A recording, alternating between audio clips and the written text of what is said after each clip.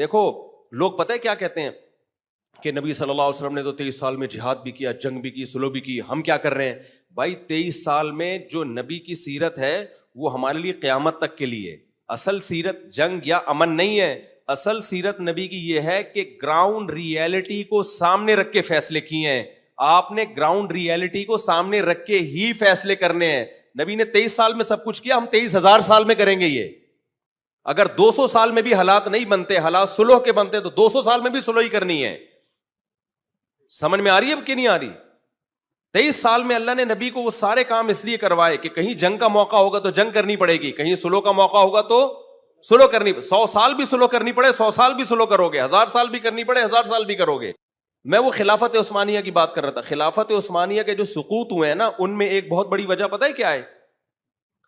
ایک بہت بڑی وجہ یہ ہے کہ جو پہلی جنگ عظیم تھی نا, اس میں خلافت عثمانیہ کود پڑی تھی, جبکہ کودنے کی طاقت تھی نہیں. حالانکہ یہ عثمانیوں کا پھڈا ہی نہیں تھا, یہ جرمنی اور فرانس کی برٹش کی جنگ تھی, جس میں دو بڑے بڑے ملک ایک دوسرے کے اگینسٹ تھے.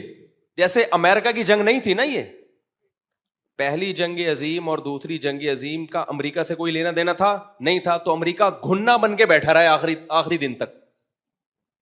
بالکل آخر میں امریکہ نے یہ کیا کہ جب جاپان بہت زیادہ آگے چلا گیا نا, اور ڈر ہوا کہ اب تو یہ سب کی واٹ لگا دے گا, تو ایک عدد بم لے جا کے ایسے کر کے پھاڑ دیا امریکہ نے. پہلے اس میں بھی کوشش کی کہ نہ پھاڑوں بم میں, تو کیوں؟ میچورٹی. اس نے کہا بھائی ہماری جنگ نہیں ہے, ہم کیوں کودیں اس میں. لیکن مسلمانوں سے کیا غلطی ہوئی؟ وہی جذباتیت ہوگی. اس وقت بھی جنگ ہو رہی ہے, لڑائی ہو رہی ہے, ہٹلر کو ایک شوق ہوا دنیا فتح کرنے کا. ہمارے پاس اتنے سارے ممالک تھے, اتنے وسائل تھے, خلافت عثمانیہ نے کیا کیا؟ اتحاد کس سے کر لیا؟ ہٹلر تو خیر بعد میں آیا تھا, اس وقت تو خلافت عثمانیہ ختم ہو چکی تھی. جو پہلی جنگ عظیم ہے اس میں ہم کس کے اتحادی بن گئے؟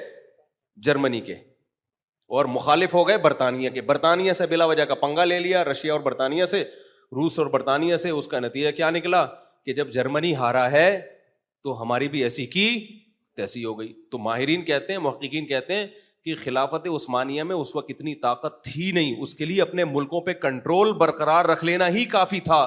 اس کو بڑھ کے اس جنگ میں حصے دار نہیں بننا چاہیے تھا, جیسے کہ امریکہ نے کیا. وہ نہیں حصے دار بنا, آج دنیا کی سپر پاور ہے. وہ وسائل جمع کرتا رہا, اور پھر ایٹم بم بنایا. پھر اس نے کیا کیا؟ پہلے تو زمینی جنگ لڑنے کی کوشش کی جاپان سے, جب بالکل ہی وہ بھی آخر میں آیا نا, جب دیکھا نا جاپانی تو بالکل ہی کنٹرول سے باہر نکل گئے. جاپان بڑھتا جا رہا تھا. دوسری جنگ عظیم میں نا اتنا پھیل گیا تھا, برما تک جاپانیوں کی فوجیں پہنچ چکی تھیں, تو وہ کنٹرول سے باہر, وہ بھی میچورٹی کے بغیر. ان کا بھی کھوپڑی کیا ہو گئی تھی؟ آؤٹ ہو گئی. ملک میں قحط پڑ گیا تھا, کھانے کو روٹی نہیں تھی جاپانیوں میں, اور وہ جو ان کا آرمی چیف تھا وہ علاقے پہ علاقے فتح کرتا چلا یار. ٹھیک ہے, تو امریکہ تمیز سے تماشا دیکھ رہا ہے. جب امریکہ نے کہا کہ یار ان سے لڑنا بہت مشکل ہے, کیونکہ وہ فدائی حملے کرتے تھے, پورے جہاز اٹھا کے نا امریکہ کی بیس پہ بندے سمیت اڑا دیتے تھے. تو امریکہ نے اپنے سائنسدانوں کو بلایا, بھائی کچھ اس سلسلے میں اگر آپ کچھ کر سکتے ہیں. تو انہوں نے کہا ہم بم بنا رہے ہیں اس سلسلے میں. امریکہ نے کہا بم بننے دو, اس وقت تک چپ کر کے بیٹھے رہو. بم بن گیا تو امریکہ نے بولا بم تو بن گیا لیکن بہت تباہی ہوگی, ایٹم بم ہے, ایک دفعہ ہم ویسے زمینی جنگ میں ٹرائی کر کے دیکھتے ہیں. زمینی جنگ میں ٹرائی, پہلے اس کو دھمکی دی, بھائی تو اپنی فوجیں واپس بلا لے, علاقے خالی کر دے, ہمارا آپ سے کوئی لڑنا بھرنا بولو نہیں, کوئی جنگ نہیں ہے ہماری, تمیز سے بیٹھو, ہمیں بھی انجوائے کرنے دو لائف کو, خود بھی کیا کرو, انجوائے کرو. لیکن وہ جاپان کے جو فوج تھی انہوں نے بولا نہیں, ہم تو پوری دنیا فتح کرنے نکلے. تو امریکہ نے پھر وہ اٹیک کیا ہے, مار کھائی امریکہ نے. وہ جاپانی تو بالکل ہی, اور پتا وہ جاپانیوں کو بھی روحانی عاملوں نے الو بنایا ہوا تھا. ان کا ایک روحانی صدر تھا, روحانی بزرگ تھا, صدر کہہ رہا ہوں, بزرگ تھا, جس کا یہ تھا کہ یہ پہنچے ہوئے ہیں بہت, وہ مذہبی اس تڑکا لگایا, یہ بہت پہنچے ہوئے ہیں, یہ بہت بڑے بزرگ ہیں, یہ غلط بات کہہ ہی نہیں سکتے, ان کو اوپر سے الہام ہوتا ہے. یہ سارے نا مذہب کا تڑکا لگائے بغیر ایسی موٹیویشن ملتی نہیں ہے فدائی حملوں کی. تو وہ جاپانیوں نے اپنے وہ سارا وہ کر کے نا, جب امریکہ کو شکست ہوئی تو امریکہ نے بولا بم کے بغیر کوئی گزارا نہیں ہے. ایک بم مارا تو بھی اس کو عقل نہیں آئی. انہوں نے کہا کوئی بات نہیں, لڑائی میں بم تو چلتے ہیں. ہیروشیما کی واٹ لگا دی. تو پھر جب دوسرا بم مارا ہے نا, اور پھر بول دیا کہ اب بھی نہیں آئے, تو پھر تیسرا بم بھی آئے گا. تو پھر انہوں نے بولا ورنہ تو دوسرے بم کے بعد بھی ان کو ہوش نہیں آنا تھا. تو انہوں نے بولے تو یہ بم ہوتے ہوتے ہمارا تو پورا ملک ہی ختم ہو جائے گا. تو پھر انہوں نے یو ٹرن لیا, اور پھر ایسا یو ٹرن لیا ہے کہ ایسا یو ٹرن تو دنیا میں, وہ تو دوسری شادی کر کے جو طلاق دے دیتے ہیں نا, وہ بھی ایسا یو ٹرن نہیں لیتے. کچھ ہیں پٹے ہیں تو پھر انہوں نے بولا کہ یہ کام ہی غلط ہے, تو ایسا یو ٹرن لیا انہوں نے. تو یہ بھی آپ تاریخیں اٹھا کے دیکھیں, ہر چیز, ہر ناکامی کے پیچھے آپ کو بردباری کی کمی نظر آئے گی اور جلد بازی کے فیصلے نظر آئیں گے. ہر ہسٹری میں, ہر چیز میں آپ یہی دیکھ لو. تبھی قرآن بار بار ہمیں حکم دیتا ہے وَأَمْرُهُمْ شُورَى بَيْنَهُمْ, اہل ایمان کے کام آپس میں مشورے سے طے ہوتے ہیں. اللہ نے مشورے کا حکم کیوں دیا؟ کیونکہ مشورہ لینے کے بعد آپ کسی بھی کام میں جلد بازی کے فیصلے سے بچ جاتے ہو. آپ نے لڑکوں میں یہ جملہ بہت سنا ہوگا, ابے تیرے بھائی جب کوئی فیصلہ کرتا ہے نا, تیرے بھائی کے دماغ میں جب کوئی خیال آتا ہے, پھر میں دیکھتا نہیں ہوں تیرا ماموں کیا کہہ رہا ہے, تیرا چاچا کیا کہہ رہا ہے. تو اس کا مطلب پتہ ہے کیا ہے, کہ ناکام لوگوں کی جتنی بھی علامتیں ہیں نا, وہ ساری کی ساری اس میں پائی جاتی ہیں. یعنی ایک ہی علامت یہ ایسی ہے جو اس کو ناکام کرنے کے لیے کافی ہے. قرآن نے جو امرہم شورا بینہم کا حکم دیا, اچھا اس میں مذہبی جو 2 نمبر مذہبی لوگ ہیں انہوں نے گڑبڑ کیا کی. اتنا اہم حکم تھا اسلام کا مشورہ, کہ کوئی بھی جب آپ فیصلہ کرو اس کے ماہرین جن کے پاس حقیقی خبریں ہیں ان سے مشورے لو. آپ اس مشورہ لینے کے بعد کوئی ایک رائے قائم کرو. یہی ہے نا مشورے کا مطلب. اس میں ہم نے کیا کیا, اس کو ہٹا کے استخارہ داخل کر دیا, مشورے کی ایسی کی تیسی. اب ہمارے فیصلے مشوروں پہ کم اور استخاروں پہ بولو زیادہ ہو رہے ہیں. اور وہ والا استخارہ لے آئے جو اللہ اس کے رسول صلی اللہ علیہ وسلم کا حکم نہیں ہے. میں بار بار اس پہ بتاتا ہوں, ہماری ناکامیوں کی ایک بہت بڑی وجہ استخارہ ہے, جو آج کل کا استخارہ ہے. اسلام نے تو ہمیں استخارے کے بارے میں صرف اتنا بتایا تھا کہ جب کوئی کام کا فیصلہ ہو تو 2 رکعت پڑھ کے اللہ سے دعا مانگ لو, بس وہ ایک مخصوص الفاظ کے ساتھ. اس سے زیادہ استخارے کی حیثیت نہیں ہے. کرنا وہی ہے جو مشورے کے بعد ذہن میں آئے, خواب کے بعد ذہن میں آئے نہ, مشورے کے بعد جو ذہن میں آئے. سمجھتے ہو کہ نہیں سمجھتے؟ دیکھو استخارہ کا حکم, جو استخارہ یہ والا استخارہ جو میں بتا رہا ہوں, اس سے زیادہ استخارہ نہیں ہے. یہ والے استخارے کا حکم حدیث میں ہے, اور استشارہ جو مشورہ ہے اس کا حکم کس میں ہے؟ قرآن میں. تو زیادہ ویلیو اسلام میں استخارے کی ہوئی یا مشورے کی ہوئی؟ بولتے کیوں نہیں مشورے کی. ایک بات.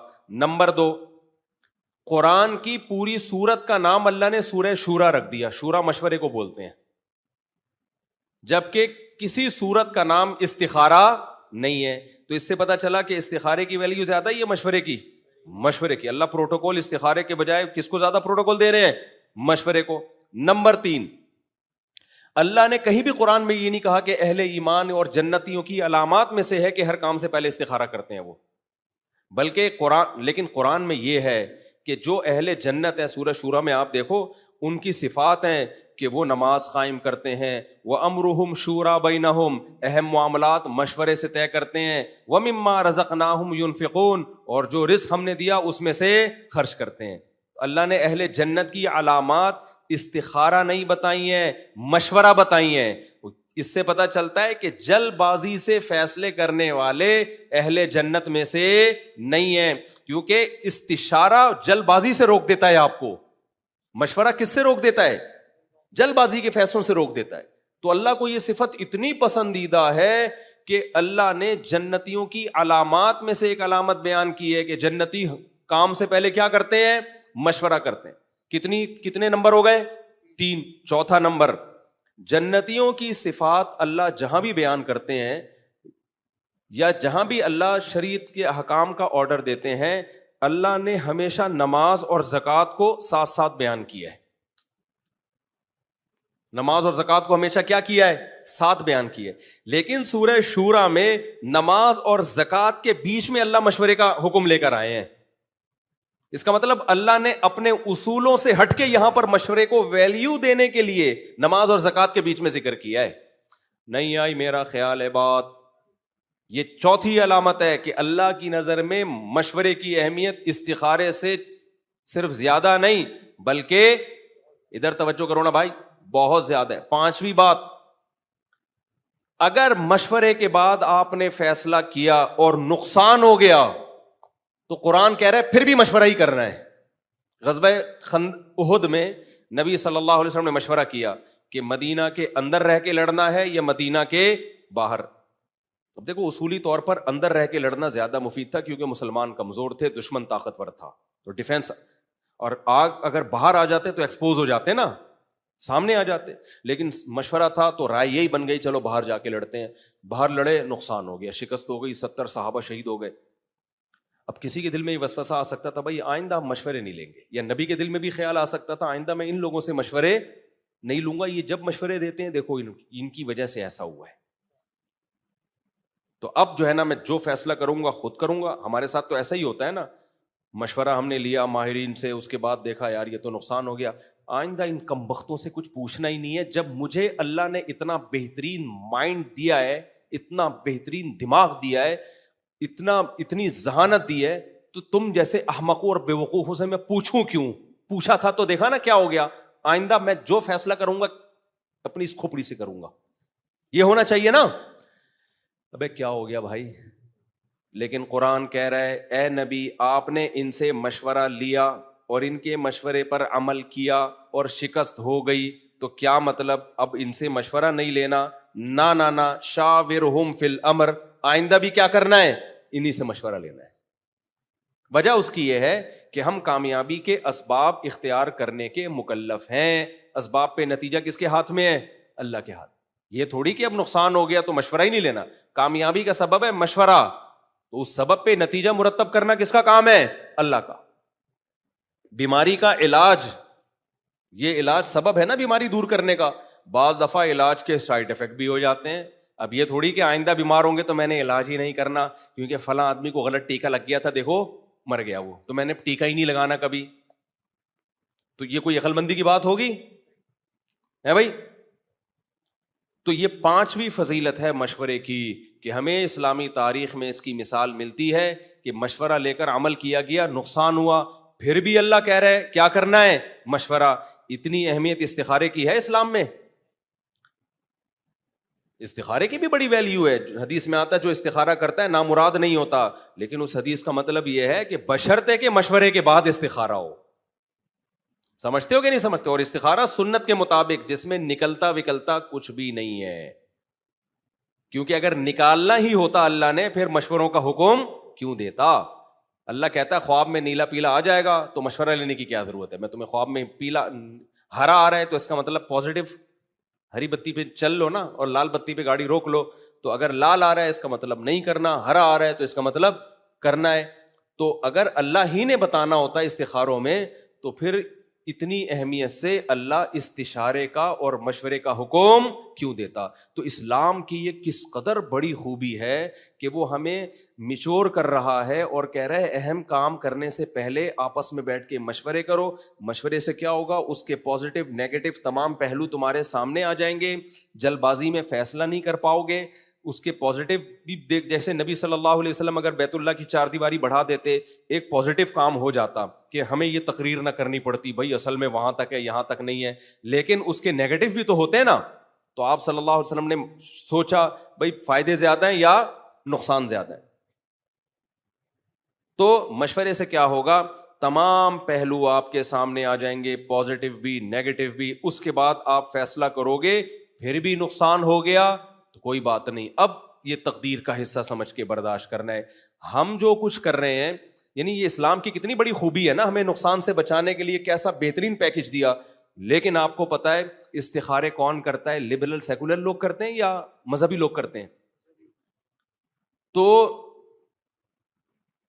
مذہبی لوگ کرتے ہیں نا, اور استخارے کی وجہ سے مشورے کی دھجیاں اڑتی ہیں.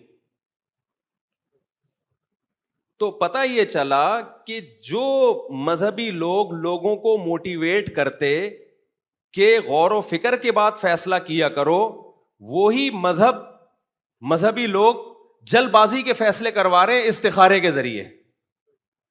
سمجھ میں آ رہی ہے بات کہ نہیں آ رہی؟ تو ہمارے ہاں مذہب کا صحیح استعمال کم ہو رہا ہے، غلط استعمال زیادہ.